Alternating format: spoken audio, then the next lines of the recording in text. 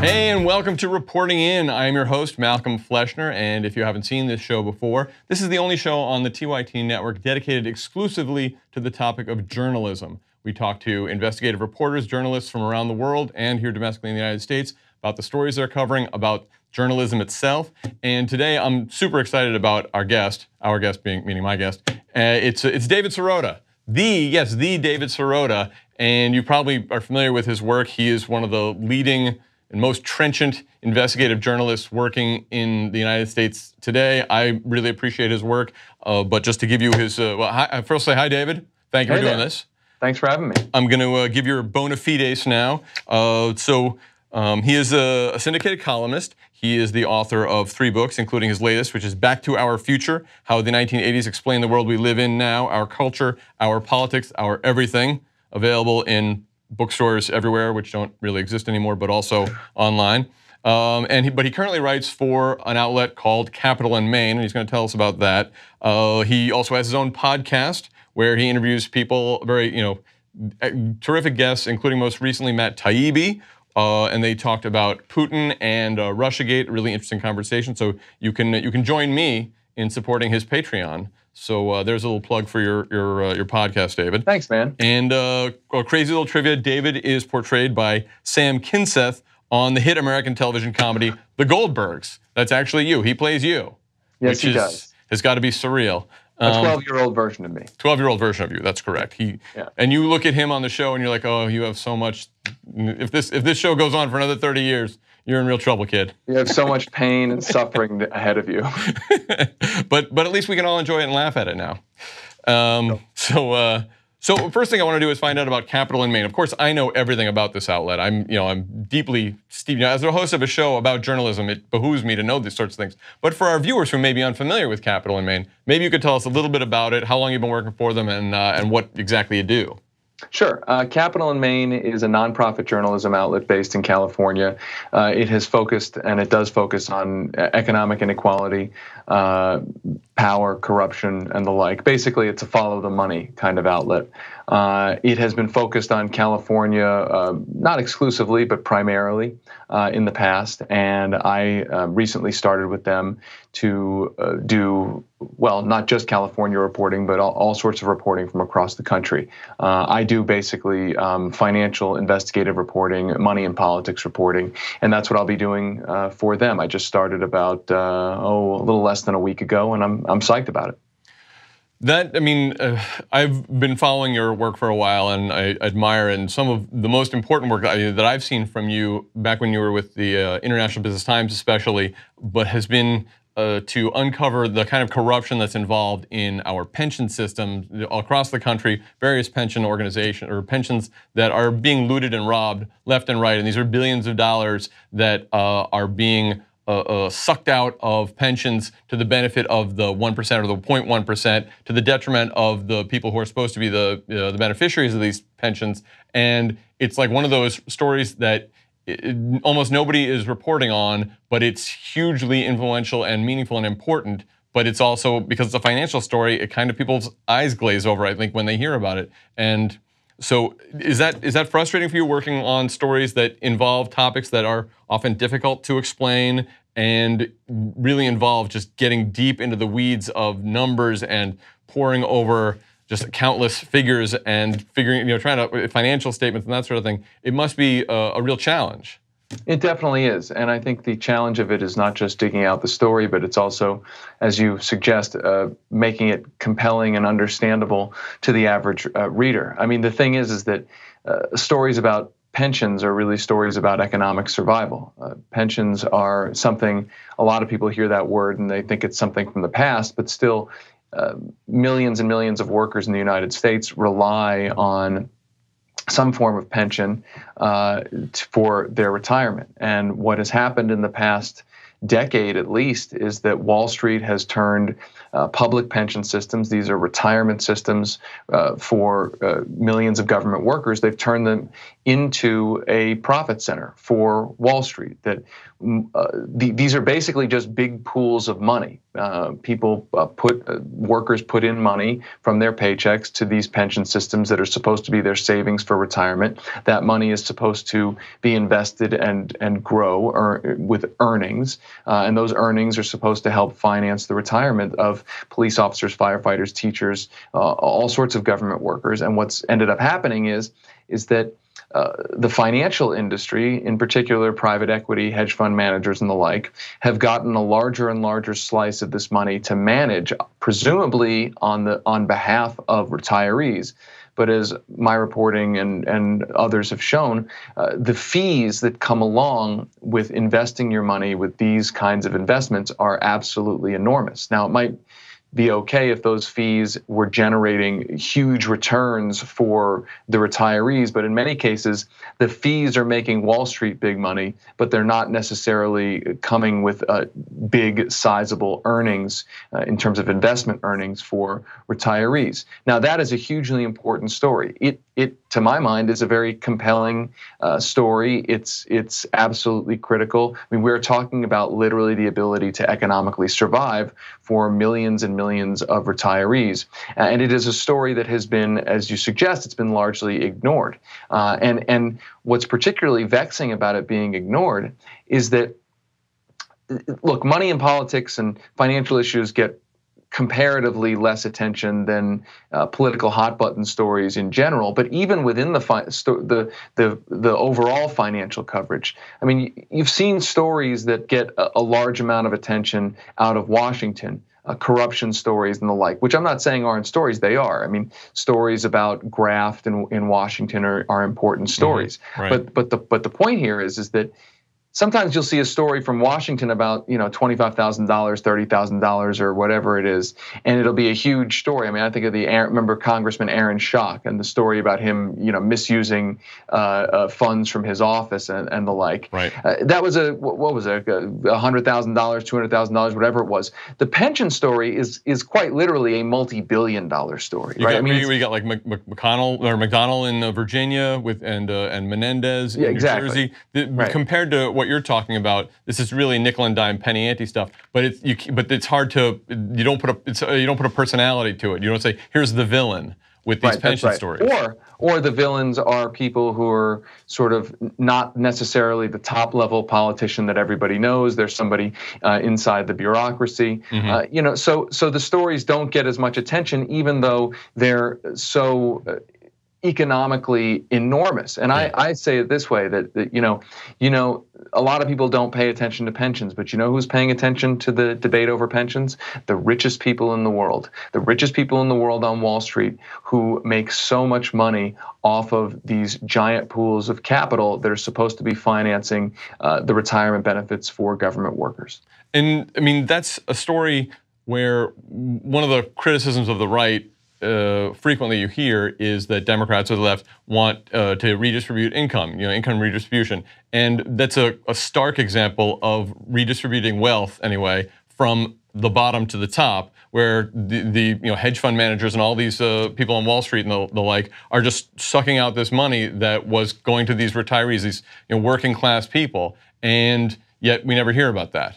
So it's a direct transfer, as you say. I mean, it can't get any more direct. That is the savings of teachers, firefighters, first responders, cops, and the like. That is money that is being taken and given to the wealthiest people on the planet Earth. It is a direct transfer of wealth. It's a direct example of that. And it's a story that deserves a lot more attention. It doesn't get a lot of attention. And because, as you suggest, the incentives, the basic media industry incentives are to not cover that story. I mean, if you think about, if we're talking about the business of journalism, you have to have a media outlet that's willing to give you the time as a reporter to dig on stories like that, which take a lot of time. You have to have a media outlet that's willing to have you do a story that might not necessarily be as much of a clickbait story as another shorter story.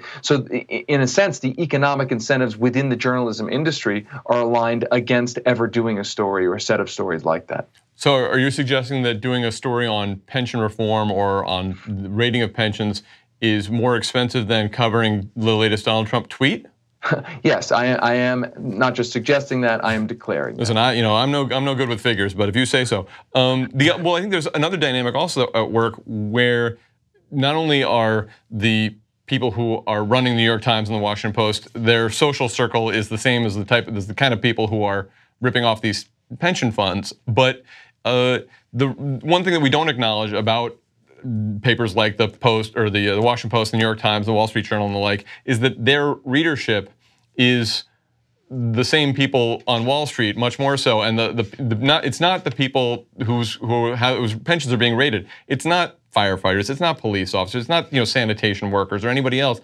Teachers maybe, but generally speaking, they're looking for an upper income audience to sell to their advertisers. So they're maybe less so true with the New York Post, but they have other reasons why they wouldn't cover it. So I mean, one thing that I read somewhere a long time ago that really struck me, that the New York Times has a business section dedicated to the investor class. There's no workers section. There's no wage earners section dedicated to stories of interest to wage earners. And I mean, you don't give it a second thought. Like, of course, there's the sports and the business and then the lifestyle, but it's like these are choices that are made for specific reasons, and the same reasons that lead major papers like the New York Times to not cover stories like this pension or pension theft.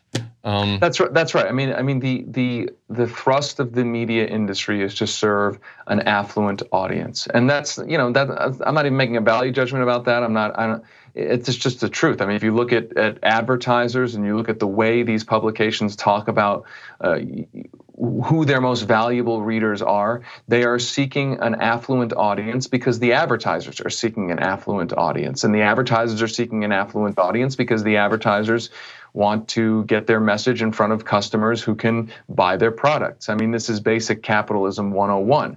So yes, you have layers and layers of economic disincentives within the journalism industry to covering issues that are important to non-affluent people, and it's a real problem. And I've been fortunate enough to have worked for outlets that allow me to cover this kind of thing, but it has been an uphill battle. I'm not complaining. As I say, I'm lucky. I'm fortunate that I've been able to do that. But when you think about systematically, what is the media covering? What is it not covering?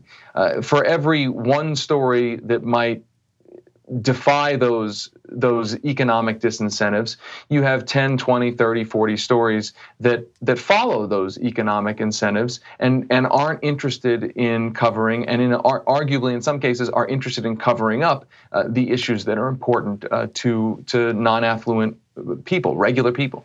And yet we are all supposed to sort of pretend and buy into this notion that these media outlets are serving the public good generally, and without, when even just a rudimentary or a superficial examination would reveal that these are the incentives that they're operating under, and it's not really that, it shouldn't be that controversial. I mean, it's obvious, but we all sort of have to play along as if going to sending reporters to White House conference or covering the White House is.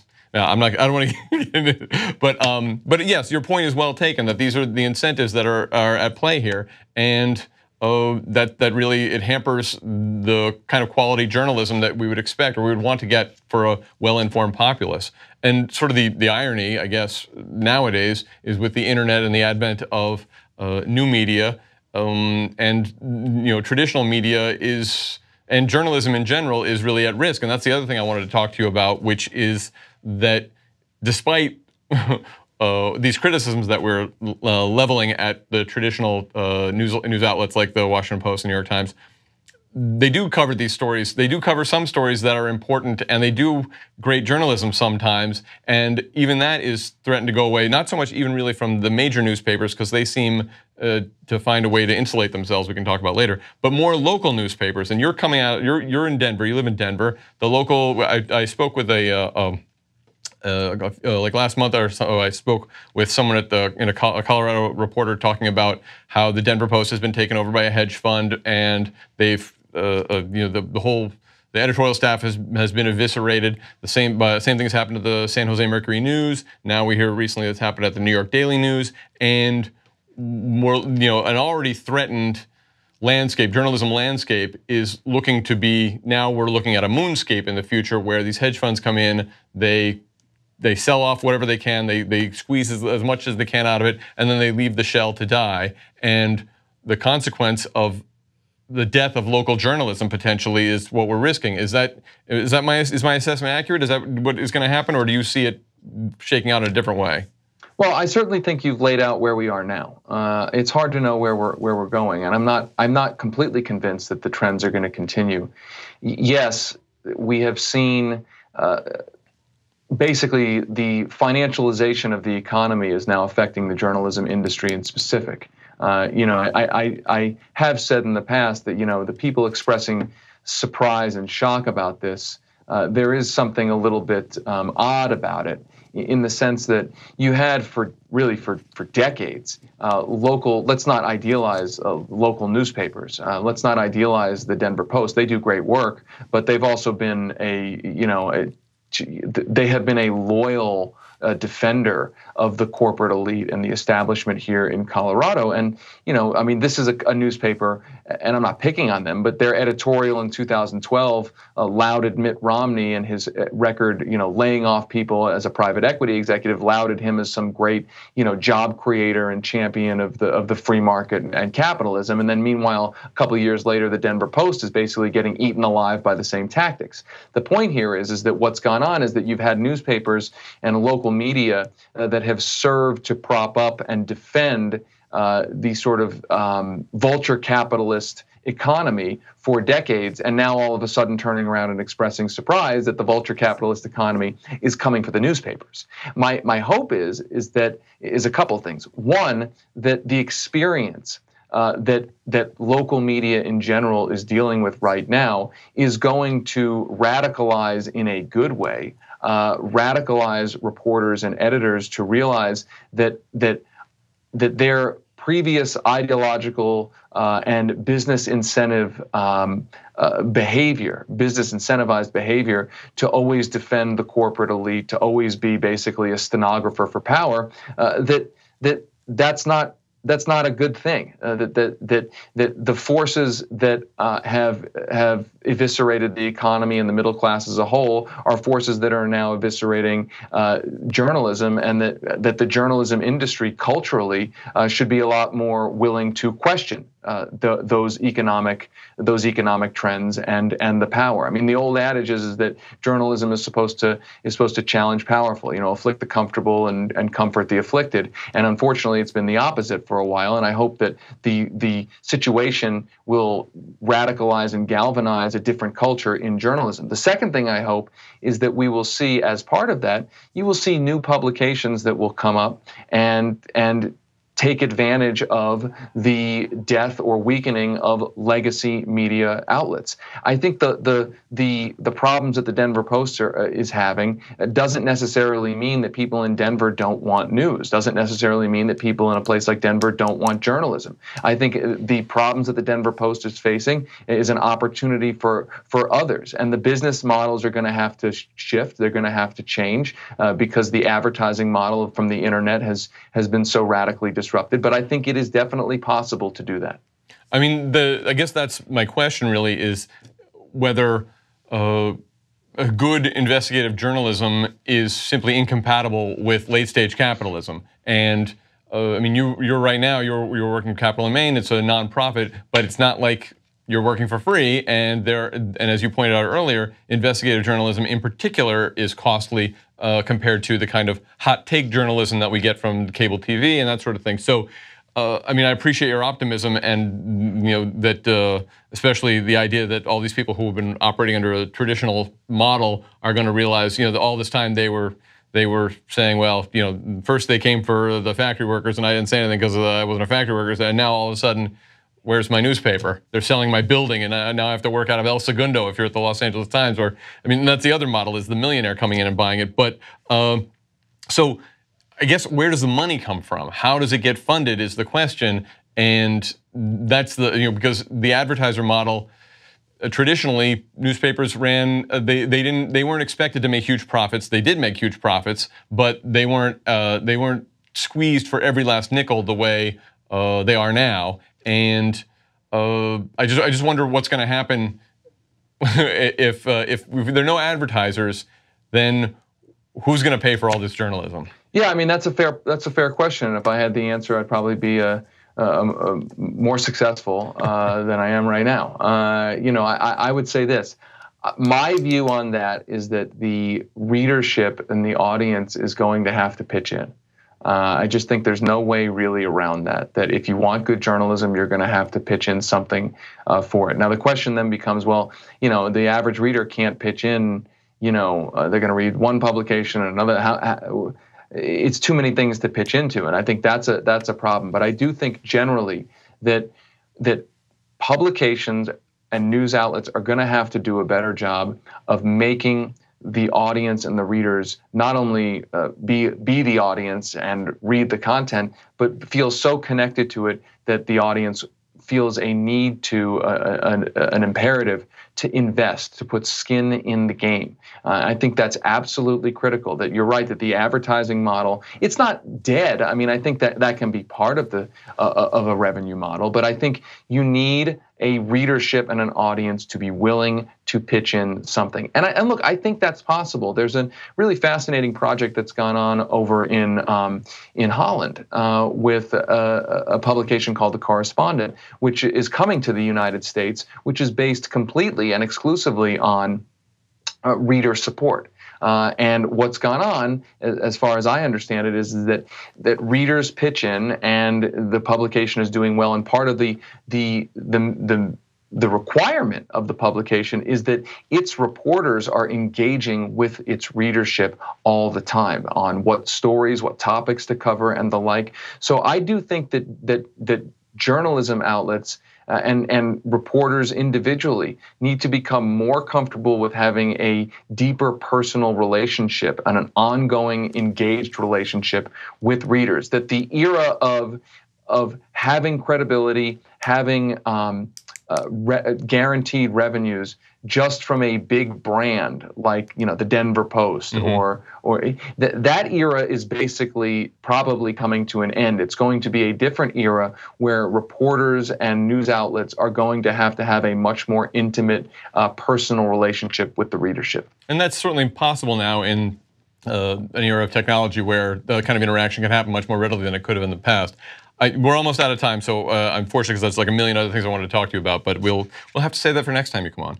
But I just want to quickly, I have my idea, and I've never actually told this to anybody who could tell me why it's a stupid idea, so maybe this will be the first. But my idea, I've always wondered, is whether we could make the news like a utility where everybody pays a monthly bill, and then you get unlimited access to the New York Times, Washington Post, the LA Times. So you're not constantly clicking on every news story you click on doesn't say, hey, get rid of your ad blocker, or say, oh, you've exhausted your 7 articles for this month.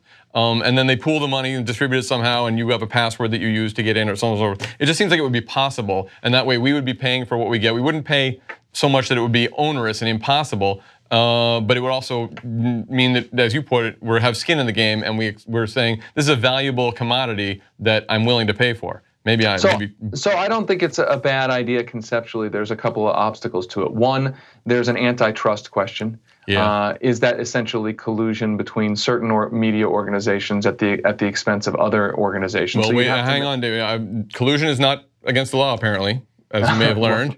And also, right. Our very strict enforcement of antitrust laws would be a real problem. Yeah, okay, I'm waiting to hear a real problem here. But in all seriousness, proposals have come before Congress to provide antitrust relief to newspapers, and they haven't gone anywhere. And I'm not saying they necessarily should go anywhere. So there's that problem. I mean, conceptually, if it was universally accessible to all different kinds of media outlets, regardless of any kind of political ideological filter, the concept is not a bad concept. I mean, there are much more robust investments in public media or public funding of media in other countries, and I think they can be done without violating the idea of a separation of state and the free press. I think there are ways to do that. I think this country, frankly, just hasn't shown any kind of desire or commitment to wanting to invest real public money in media. And I think, by the way, I think now it's going to become even harder because you've got a president who's running around basically every day, essentially criticizing the idea that media and journalism has any value. Now, the problem is, I think that some of the criticism, maybe not from Trump, but some of the criticism of media in general and what it chooses to cover is completely legitimate, as we've discussed on this show today. But I think that what's gone on now is that Trump has basically has extrapolated legitimate criticism of media for it being having an elite frame and the like, and being ideological and the like, and at times dishonest in service of power. He has taken that and extrapolated it out to a criticism of the entire idea of the value of a free press. And so it's going to make public investment in media even more difficult, and unfortunately at a time when public investment in media is more needed than ever. Yeah, it's not just saying it's valueless. He's saying they're actually enemies of the state. So it's even worse. Right. That they're chanting at CNN okay, we're out of time, David. Thank you so much for talking to me. I really did want to talk to you about your wife's campaign. Your wife is the Democratic nominee for a state house seat in Colorado. She won the Democratic nomination. It was a hard-fought battle, and now she, in November, she hopefully will be elected to the state house. And I'm really interested. I really would love to talk to you about your perspective of seeing the idea of, or how political journalism works from the perspective of someone who's being covered instead of doing the covering. So that we'll just have to save that for another time. But you'll have. I'd love to come back. You'll have more time, more experiences to tell me about between now and November. So that's you're just make notes for yourself if you want. I will. But anyway, so thank you very much, David Sirota. Check out his podcast. Anywhere you want to send people where they can find your podcast, David? Yeah, you can find it at patreon.com/Sirota, Sirota, or it's linked on my website, which is easy, davidsirota.com. Excellent. Well, I really appreciate your thoughts and sharing your perspective with us today. It was informative, and I hope the audience really liked it. So thanks for tuning in to you at home. Thanks to David Sirota. Thanks to the crew for putting the show together and making it happen. And I hope you guys will tune in next time to Reporting In, when we'll have another great guest and another awesome show.